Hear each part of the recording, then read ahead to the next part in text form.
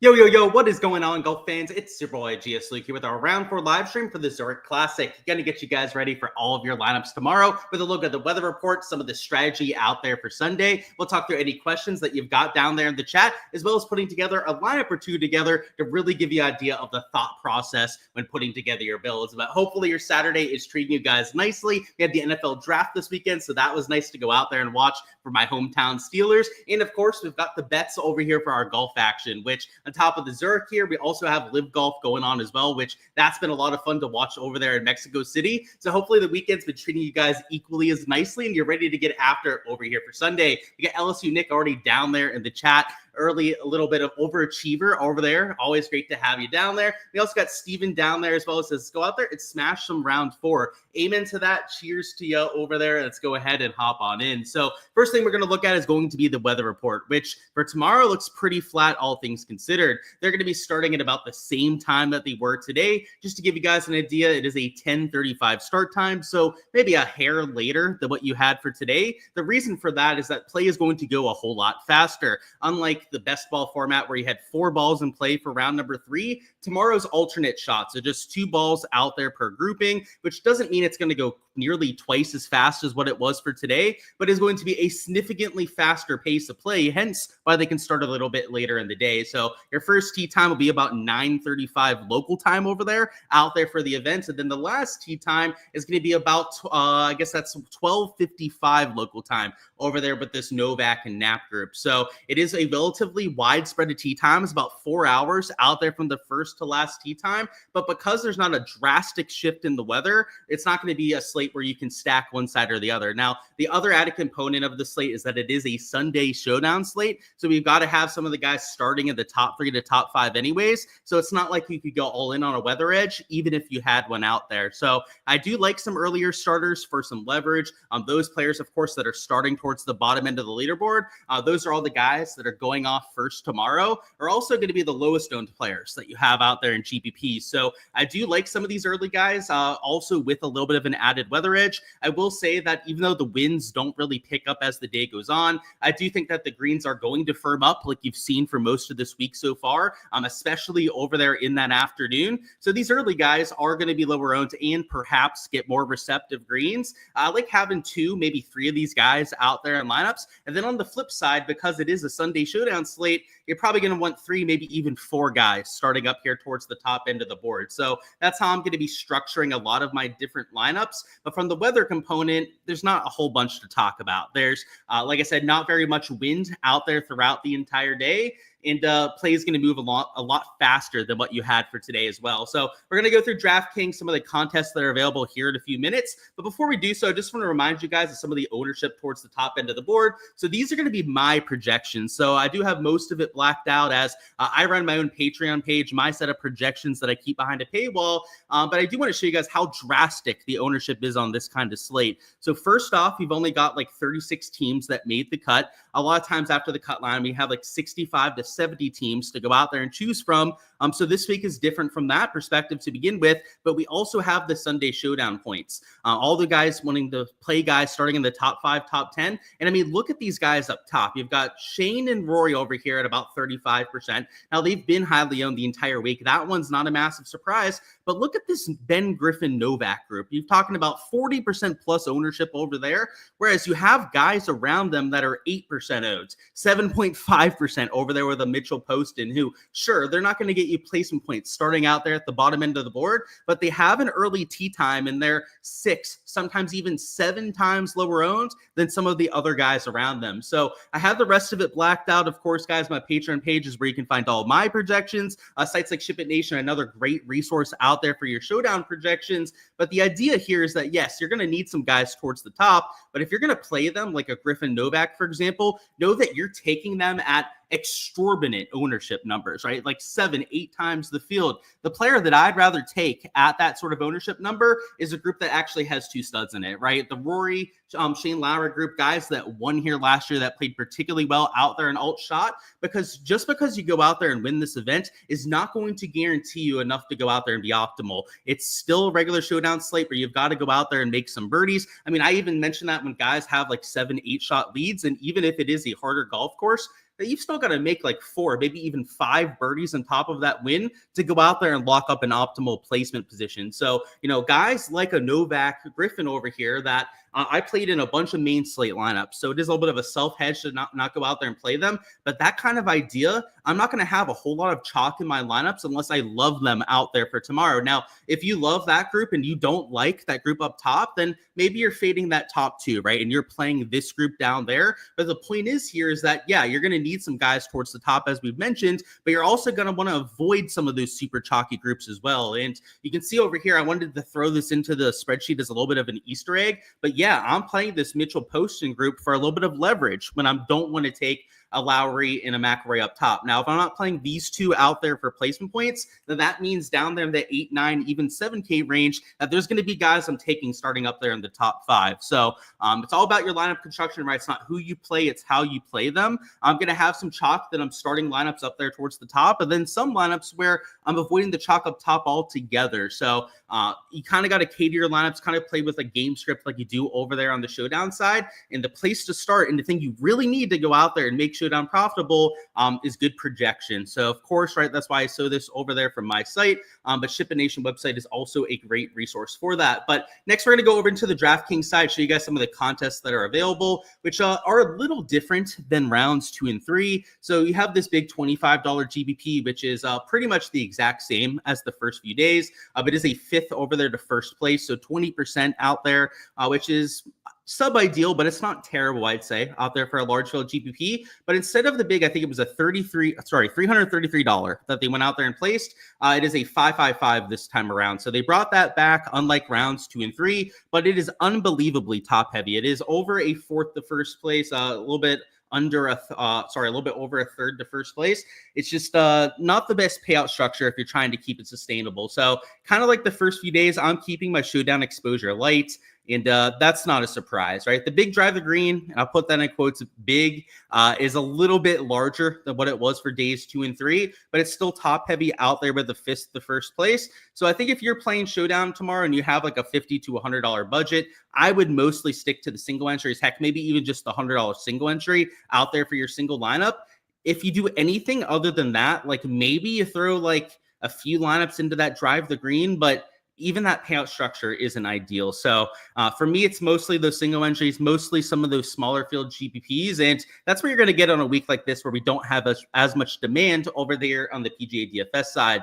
Now, in terms of putting together lineups, it's a little bit more interesting than what we had for the first few days. Like I normally like to say over here in these live streams, I start out with my placement points. So I go right up to the top end of the board, knock off those 2 to 3 guys that I'm taking starting in the top 10, and then I move on to my leverage with the last few spots. So let's start up top and throw in a few guys that we're going to take a stand on. So I'm going to throw in that Rory, Shane Lowry group just because I think they're the best group that you actually have in this field. I'm going to throw this McGreevy Stevens group down there in the 8K range, on the fringe of that top 10. But if they have a good day, they're for sure going to end up in the top 5, right? If they shoot someone like -3, -4, which, by the way, that aspect, right, shooting the -3, -4, is the main thing you should be focusing on out there when building your lineups, not where they're starting, because it's not a given, right, that you're going to finish in the top 5 just because you're starting towards the top end of the board. So let's throw those 2 into the lineup, and then let's throw this Hisatuni Kanaya group in there as well, over there at $7,900. So